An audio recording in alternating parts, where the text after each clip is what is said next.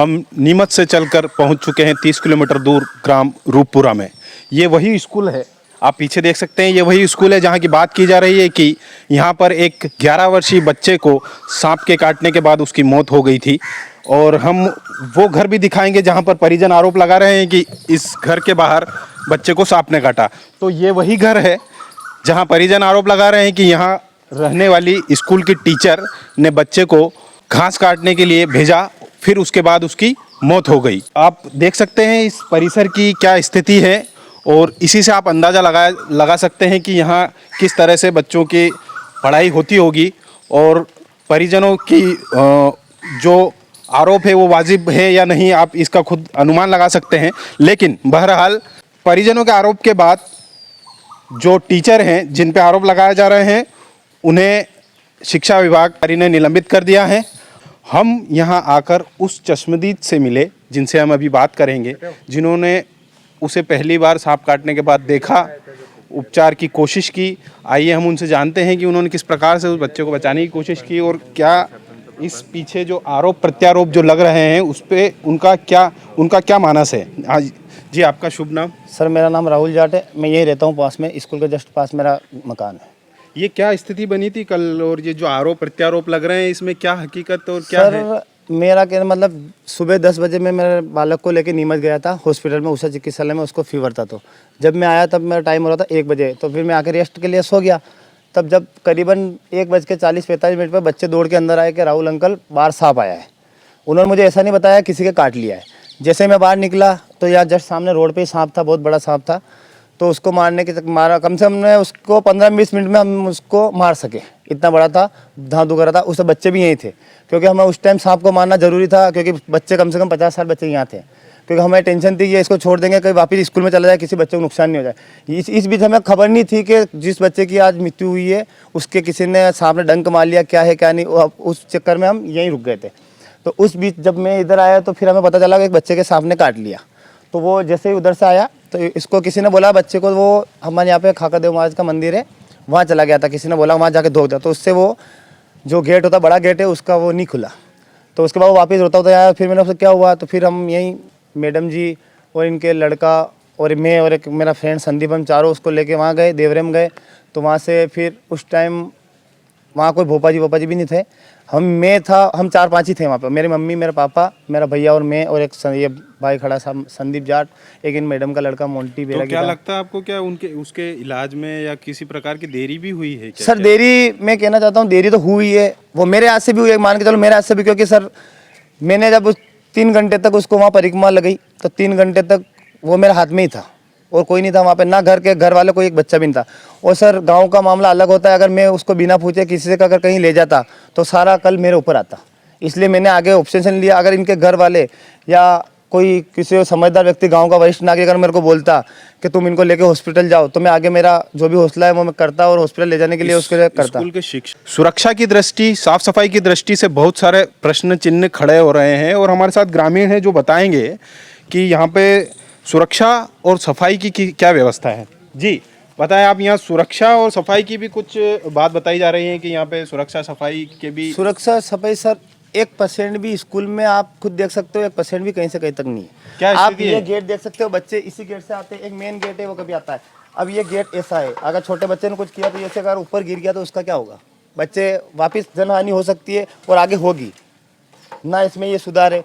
हमने स्कूल वालों ने भी एक दे रखा है इस खंडर का, ये खंडर कितने सालों से पड़ा है, सांप यहीं आते हैं, जानते हैं। ये गंदगी इधर है उधर है, चारों तरफ बाउंड्री में गंदगी है। बाथरूम आपको मैंने दिखा दिए, लेटरिन आपको दिखा दी मैंने। सफाई नाम से कोई मतलब स्कूल में कोई मतलब नहीं, आप खुद देख सकते हो मेन रोड पे। ये बाकी बचा था सर, तो किनारे पे इनके मकान के सामने आप देखो वहाँ पे गंदगी कितनी। जैसा कि ये बता रहे हैं कि यहाँ सफाई की भी अव्यवस्था है। 3 टीचर ये प्रॉपर गाँव के हैं, जैसे ये मैडम है, कैलाश सर है, 1-2 मेघवाल है, ये प्रॉपर यहाँ पे 30 साल से रेगुलर देख रहे हैं हम। तो इससे अव्यवस्था देख रेख कोई नहीं, कुछ काम आया घर पे आ गए, कौन टीचर को देखता है यहाँ पे, कोई शिकायत करता नहीं। मर्जी पड़े जब बस घर हाँ, चले जाओ, खुली बात है। इनको हमने कितने पे बोला, हमने वीडियो, वाजिब सी बात है अगर यहीं के शिक्षक बिल्कुल है साहब, तो वाजिब सी बात है कि वो काम के प्रति लापरवाही करेंगे, काम के समय में घर भी जाएंगे। ये तो आज रुक रहे हैं, बाकी इतने टाइम नहीं लगता है। अच्छा, हाँ, आज रुक रहे हैं, हाँ, बाकी बाकी चले कोई जाएं। आते हैं जाते कोई नहीं, इनकी मर्जी के मालिक है। आप मांग रखेंगे कि ऐसा अगली बार ना हो। नहीं नहीं होना चाहिए ना कुछ गाँव पहली बात तो गांव ऐसा का की भी कोई सुझाव आपका? नहीं, मेरी बात सुनो, आप गांव के भी कुछ मजबूत यहाँ पे क्या है कि श्रवणकार लोगों का बच्चा नहीं पढ़ता है। हाँ। पहली बात तो ये, आप रिकॉर्ड देखिए, सब 80 हरिजन के पढ़ते हैं उन बच्चों का, और कोई देख रेख है नहीं। अब आपके सामने ये कितनी गंदगी है यहाँ पे, लेटरिन की भी गंदगी, लेटरिन भी फेंक रखी होगी, देखिए हमने है ना। देखी। तो ये इन मास्टरों का काम है। तो कई दफ़े बोला भी, अब कौन झगड़ा मोल ले इन लोगों से, जी। अपने बच्चे पढ़ते नहीं है, अपन काय को बोले। जी, जी। सब प्रेम, बस मेन बात तो यह कोई ध्यान लगाता नहीं है। क्या शुभ नाम है आपका? मदन लाल जाट। जी, ये हमारे साथ ग्राम रूपपुरा के वरिष्ठ मदन लाल जाट भी थे। इन्होंने बताया कि किस प्रकार से यहाँ पर बरसों से शिक्षक जमे हुए हैं, और बड़ी बात ये है कि वो शिक्षक प्रॉपर इसी गांव के हैं, और ये ग्रामीण बता रहे हैं कि उनकी मर्जी जब पड़ती है, जब पढ़ा, कि ये जब बच्चे को सांप ने काटा ये यहीं थे, और जो भी उस दौरान हुआ ये उन्होंने बताया। हम अभी उस परिसर में खड़े हैं, और पीछे जो देख रहे हैं आप, ये वही घर है जहाँ परिजन आरोप लगा रहे हैं कि यहाँ साफ सफाई के लिए जो टीचर ने उस बच्चे को भेजा था, और इसी रास्ते पर सांप के काटने से उसकी मौत हुई है, जैसा चश्मदीद भी बता रहे हैं और परिजन भी बता रहे हैं। कल जैसे दिन में रेस्ट का टाइम था, मध्याह्न भोजन करने के बाद बच्चे यहाँ मैदान में खेलते हैं, तो उस समय खेल रहे थे बच्चे सभी, और थोड़े समय बाद कुछ बच्चे दौड़ के आए यहाँ विद्यालय के अंदर, ऑफिस में यहाँ पे दौड़ के आए और बोले कि किसी को जानवर ने काट लिया, किसी जहरीले जानवर ने काट लिया। तो जैसे हम निकल के देखा तो बहुत सारे बच्चे थे बाहर। तो उसके बाद तो हमने तुरंत पहले ये उपचार किया कि 108 ही इसका उपाय है, अगर जहरीले जानवर ने काटा तो तुरंत 108 पे हमने कॉल किया। 2-3 बार में लग गया वो कॉल, एक बार में नहीं लगा।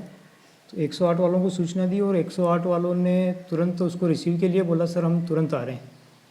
तो इसके बीच में पालक वगैरह ना आ गए थे बाहर बहुत सारे लोग, तो उन लोगों की शायद क्या प्रतिक्रिया रही, क्या भावना रही होगी, तो यहाँ से मंदिर वगैरह पे ले गए शायद। उस समय फिर हमने तो 108 बुला लिया, 108 आ गई।